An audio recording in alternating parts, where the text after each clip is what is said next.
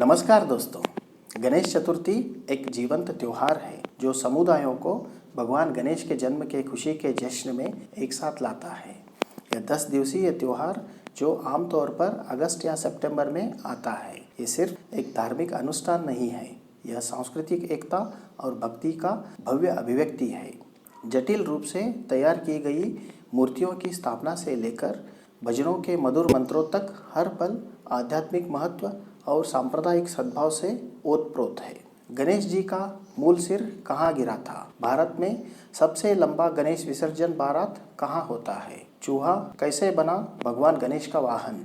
क्या आप जानते हैं गणेश जी ने केले के पेड़ से विवाह किया था? गणेश चतुर्थी उत्सव की ऐतिहासिक जड़ें क्या है? भगवान गणेश का नाम एकदंत कैसे पड़ा? गणेश जी की पूजा में तुलसी का प्रयोग क्यों नहीं किया जाता है? क्या गणेश जी की पूजा तांत्रिक साधना के लिए भी की जाती है? विसर्जन प्रक्रिया क्या इंगित करती है? गणेश जी विवाहित है या अविवाहित? आज की इस वीडियो में हम इन दिलचस्प स्टोरीज के बारे में समझेंगे। पूरी समझ के लिए वीडियो को बिना स्किप किए अंत तक जरूर देखें। आपको वीडियो अच्छी लगी तो प्लीज़ लाइक, सब्सक्राइब, कमेंट और शेयर कीजिए।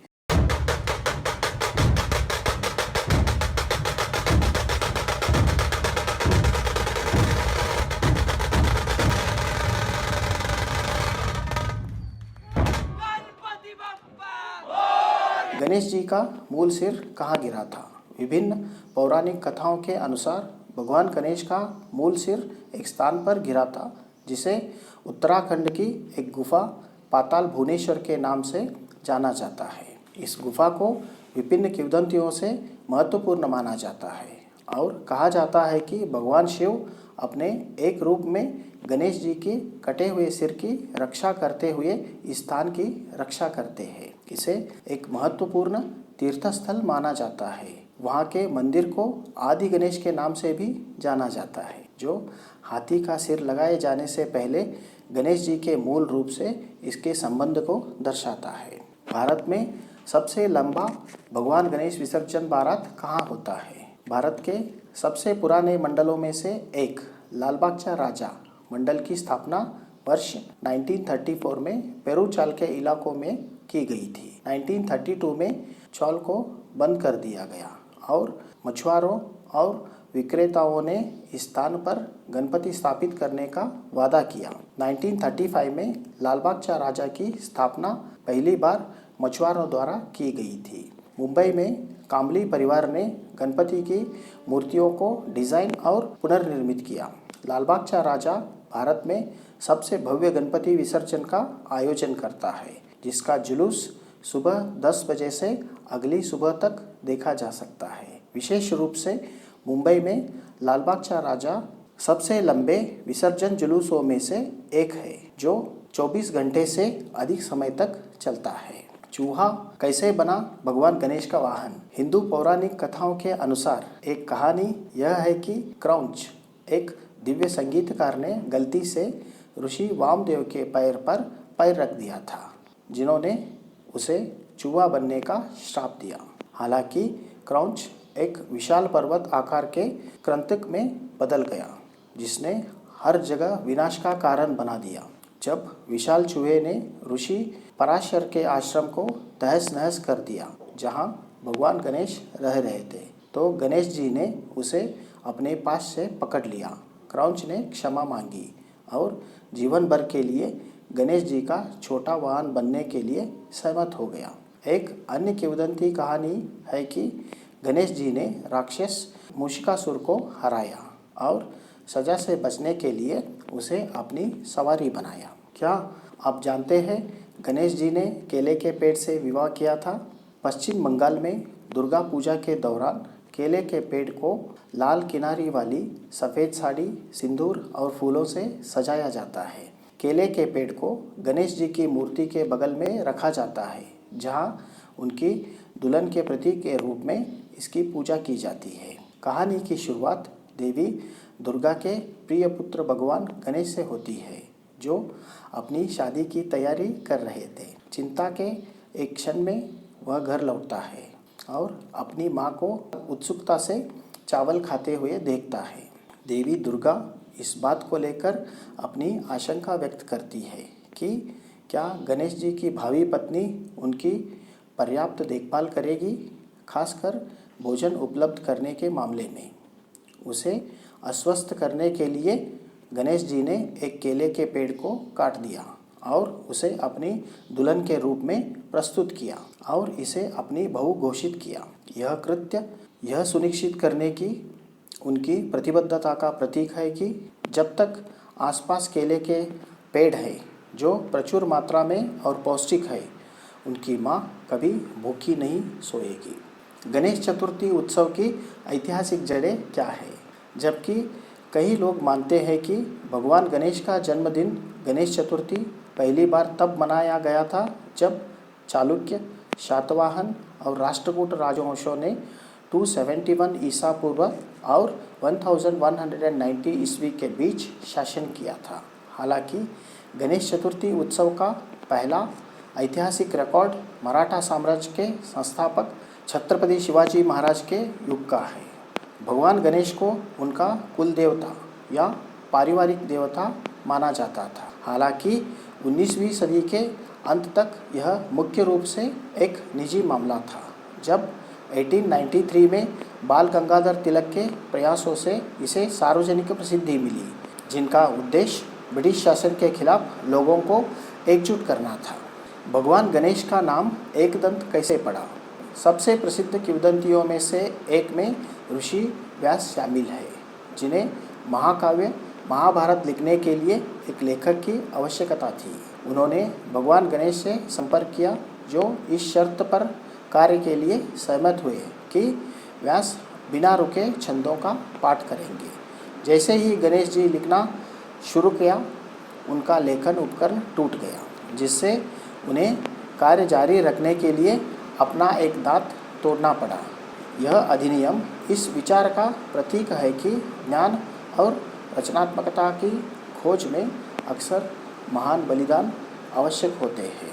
एक अन्य प्रमुख कहानी में भगवान विष्णु के अवतार परशुराम शामिल है। जब परशुराम कैलाश पर्वत पर गए तो उन्हें गणेश जी ने रोका, जो प्रवेश द्वार की रखवाली कर रहे थे, जबकि शिव ध्यान कर रहे थे। एक टकराव हुआ, जिसके दौरान क्रोध में आकर परशुराम ने गणेश जी पर अपनी कुल्हाड़ी फेंक दी। यह पहचान कर कि यह हथियार उनके पिता का है, गणेश जी ने विनम्रपूर्वक उस प्रहार को स्वीकार कर लिया, जिसके परिणाम स्वरूप उनका एक दंत नष्ट हो गया। यह कहानी विनम्रता और किसी की भाग्य के स्वीकृति के विषयों पर प्रकाश डालती है। गणेश जी की पूजा में तुलसी का प्रयोग क्यों नहीं किया जाता? तुलसी या पवित्र तुलसी हिंदू धर्म में एक पूजनीय पौधा है, लेकिन पूजा के दौरान इसे भगवान गणेश को अर्पित नहीं किया जाता है। यह निषेध एक पौराणिक कथा से उपजा है, जिसमें तुलसी और गणेश जी के बीच आपसी श्राप शामिल है। कहानियों के अनुसार धर्मराज की बेटी तुलसी का सामना भगवान गणेश से हुआ, जब वह गंगा के किनारे ध्यान कर रहे थे। उनकी सुंदरता से मोहित होकर उसने विवाह का प्रस्ताव रखा। हालांकि गणेश जी, जो ब्रह्मचार्य के लिए प्रतिबद्ध थे, विनम्रता से उनके प्रस्ताव को अस्वीकार कर दिया। अपनी अस्वीकृति से आहत और क्रोधित होकर तुलसी ने गणेश को शाप दिया कि वह उनकी इच्छा के विरुद्ध 2 विवाह करेंगे। प्रतिशोध में गणेश ने उसे शंखचूड़ नामक राक्षस से विवाह करने का शाप दिया। फिर ऋषियों या देवताओं के आशीर्वाद से एक पवित्र पौधा बन जाएगा। क्या गणेश जी की पूजा तांत्रिक साधना के लिए भी की जाती है? इस संदर्भ में गणेश के उल्लेखनीय रूपों में से एक उच्छिष्ट गणपति है, जो गणेश पूजा के अधिक गूढ़ पहलू का प्रतिनिधित्व करता है। यह रूप वाममार्गी तांत्रिक अनुष्ठानों से जुड़ा है और माना जाता है कि यह अपने रूप पर ध्यान के माध्यम से संवेदी अंगों पर नियंत्रण प्रदान करता है।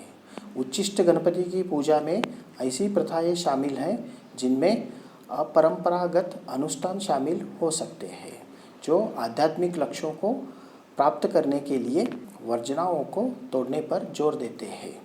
गणेश को तांत्रिक ध्यान में एक देवता के रूप में पूजा जाता है, जो बाधाओं पर काबू पाने में सहायता करता है। हिंदू और बौद्ध परंपराओं में ज्ञान प्रथाओं में देखे जाने वाले एक व्यक्ति के रूप में विसर्जना प्रक्रिया क्या इंगित करती है? गणेश प्रतिमाओं का विसर्जन उनकी कैलाश पर्वत पर वापसी का प्रतीक है।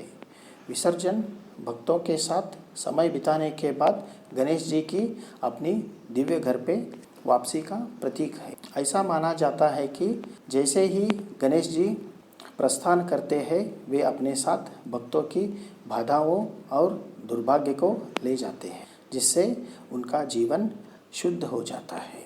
इसमें भक्ति का सार, जीवन के चक्रों की स्वीकृति और आने वाले वर्ष में नवीनीकरण और आशीर्वाद की आशा शामिल है। गणेश जी विवाहित है या अविवाहित? कुछ मान्यताओं में विशेष रूप से दक्षिण भारत में गणेश को ब्रह्मचर्य माना जाता है, जिसका अर्थ है एक अविवाहित और ब्रह्मचारी है। यह परिप्रेक्ष्य आध्यात्मिक विकास के लिए ब्रह्मचार्य के महत्व पर जोर देता है। कुछ ग्रंथों और व्याख्याओं द्वारा समर्पित है, जो बताता है कि गणेश जी अपनी आध्यात्मिक गतिविधियों से ध्यान भटकाने से बचने के लिए यह मार्ग चुना। इसके विपरीत कई उत्तरी भारतीय परंपराओं में आमतौर पर यह माना जाता है कि भगवान गणेश का विवाह जुड़वा बहनों रिद्धि और सिद्धि से हुआ था, जिनसे उन्हें 2 पुत्र शुभ और लाभ प्राप्त हुए। गणेश चतुर्थी सिर्फ एक त्यौहार नहीं है, बल्कि जीवन जीने का एक तरीका है। परंपरा और सांस्कृतिक महत्व से भरपूर यह त्यौहार नई शुरुआत करने, ज्ञान प्राप्त करने और समृद्धि और एकता से भरे भविष्य की दिशा में काम करने की याद दिलाता है। आत्मविश्वास और साहस के साथ नई यात्रा शुरू करने के लिए प्रोत्साहित करता है। आपको इसमें से कौन सी कहानी सबसे ज़्यादा पसंद आई? प्लीज़ कमेंट करें। यदि आपको ये वीडियो अच्छी लगी तो प्लीज़ लाइक, सब्सक्राइब और शेयर कीजिए। हमारा वर्क फ्रॉम होम जॉब्स पर एक और यूट्यूब चैनल है। यदि आप इंटरेस्टेड हो तो प्लीज़ चैनल विजिट कीजिए। नीचे डिस्क्रिप्शन में लिंक दिया है। इस वीडियो में इतना ही। मिलते हैं अगले वीडियो में। Thank you for watching the video.